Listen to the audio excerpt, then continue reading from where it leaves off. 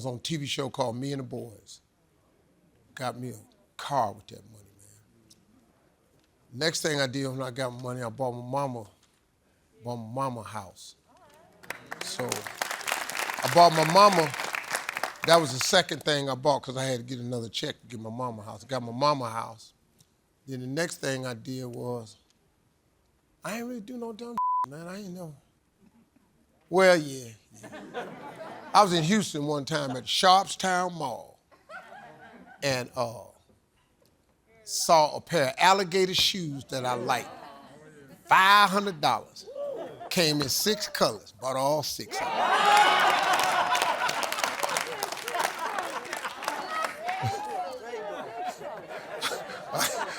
I had money, man, I couldn't believe it. You mean like I was just pointing at on that wall. I bought some turtlenecks one time. I tried on the black turtleneck. I liked it. It came in 8 colors. I bought all them. So I had on turtlenecks and alligator shoes. 1 pair of black pants.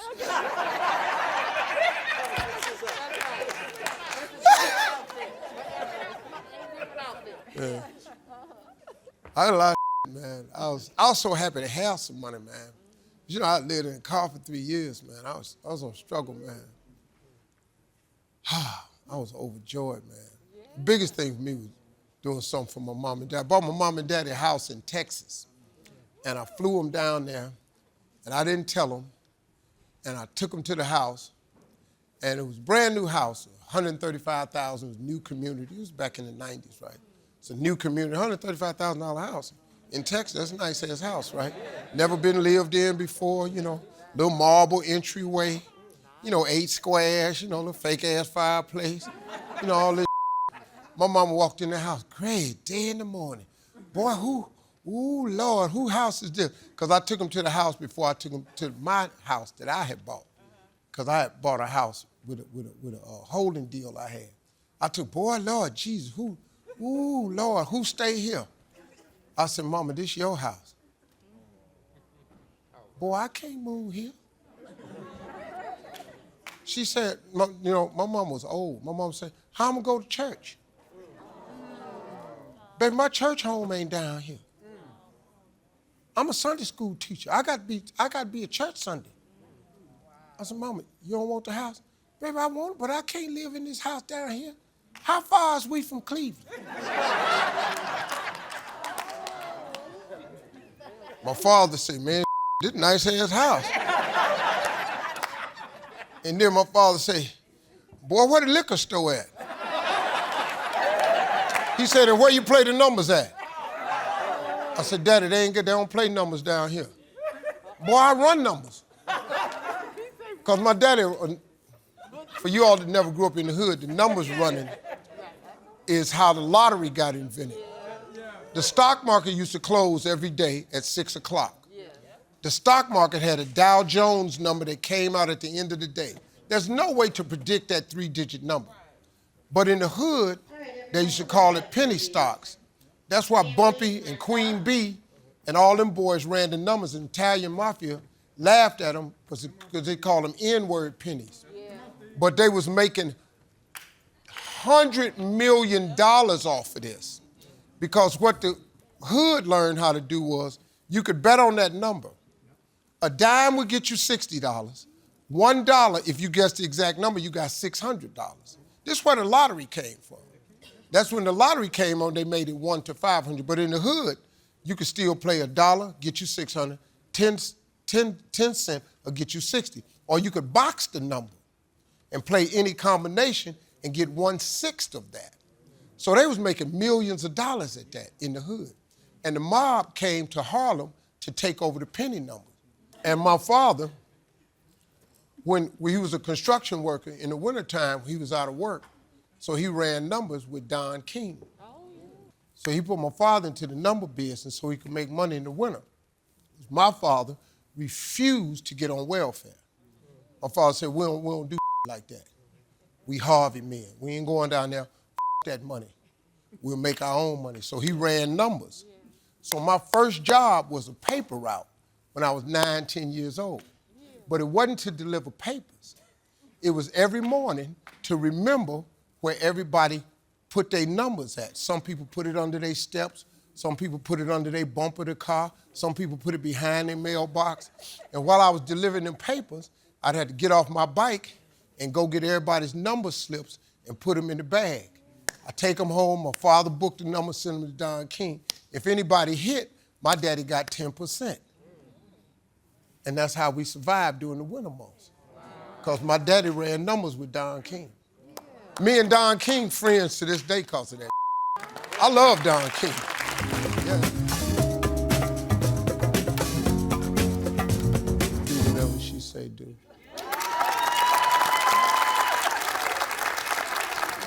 It's the only way that works, man. It's the only way this works. Fellas, it's the only way it works. Anything else and you bought yourself some pain.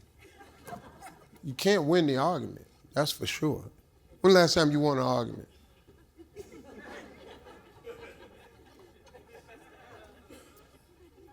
When the last time you even thought you won? When the last time you wish you had shut the up 15 minutes ago? Oh, man. That's the one where you really kick your ass about. If I had just shut my damn mouth 15 minutes ago, this pain I'm in right now would not exist in my life. Because you know what it is, fellas? If you keep arguing, they have this amazing skill set. They can remember something you did 8 years ago on the exact day, the exact same set of circumstances. She'll tell you what you had on and when you said it, and the next thing you know, this argument you was having done turned into something altogether different. And now you're arguing about something that you wasn't even supposed to be arguing about. If you'd have just shut up, if you'd have just shut your damn mouth 20 minutes ago, I did this to myself the other day, and I know better. But you know, it's just one of them days, man, where I just got tired of just letting her have it. You know, just being a man, I just didn't feel like her being right. And she wasn't. But that's the key to being married. Fellas, you can be ever so right, but just say you wrong, just so we can end this stupidest I ever did.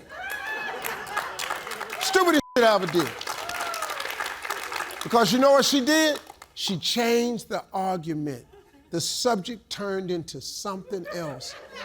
And I couldn't win that argument because I didn't even know what the she was talking about. I felt so stupid. I didn't have the information. I didn't have the facts right. She had them all.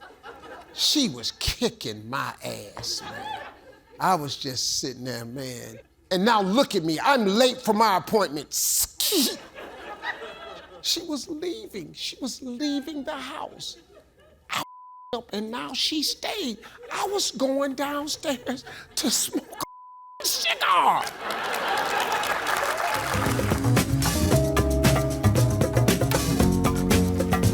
In the 70s, you had to have talent. You really had to be able to write a song. Your song had to make sense. And you had to be able to sing. And if you couldn't sing, your ass didn't get a record deal. See, now, you can make a song at your house and just put it online. I mean, you see it all the time. Most hip-hop artists are not talented. There are some really talented hip-hop artists. The majority of them are not. They made some at their house and they put it out because their friends said it was hot. They ain't check with nobody. Oh, man, the 70s, your ass had to be. I didn't care what color you were, what genre you in. Them 70s cats, man, all of them could sing. All the country artists could sing. I mean, man, when you look at like 70s and early 80s, when you had a Michael McDonald, a Kenny Loggins, a Boss Gags. You had Chicago, you had Toto, you had the Bee Gees, you had white groups that was so cold. They ass was fly. And the black groups, they was just doing what they've been doing. So it was a hell of a music era back then. That's what I think. Please don't get me wrong, that's not a slam against hip hop. It's just back then, you had to get a record deal to get your out. You had to go before a board, the AR people had to pass it. Hip hop changed all that. You ain't got to do none of that now. Just put your out, and it be too. No, really, they make a song about anything. And it could be a hit too, because the requirements for what we listen to has changed. We required that you made sense to us. We wrote songs that spanned over decades. You're still listening to that music. You won't be listening to some of this because it doesn't transfer. Like, what you think is hot when you're 20, when you're 50, you ain't gonna feel the same way about that. Walked in the club and they shot me. I had on my and it got me. Go on.